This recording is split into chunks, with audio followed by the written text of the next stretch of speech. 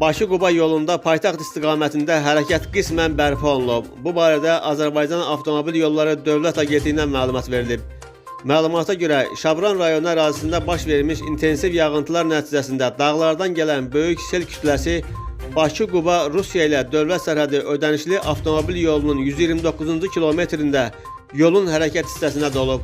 Yolun sözü gedən hissəsində quraşdırılmış su keçidləri və su ötürücü borular eyni anda gələn böyük sel kütləsini ötürməyə gücü çatmadığı üçün Bakı şəhəri istiqamətində hərəkət məhdudlaşıb.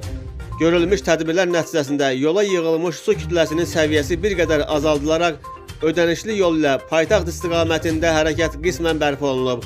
Hazırda güclü yağışın yolda səbəb olduğu fəsadların aradan qaldırılması istiqamətində operativ qərargah yaradılıb və əraziyə xüsusi texnika və qüvvə cəlb olunmaqla mövcud şəraitə uyğun olaraq tədbirlər görülür deyə Azərbaycan Avtomobil Yolları Dövlət Agentliyinin məlumatında bildirilir.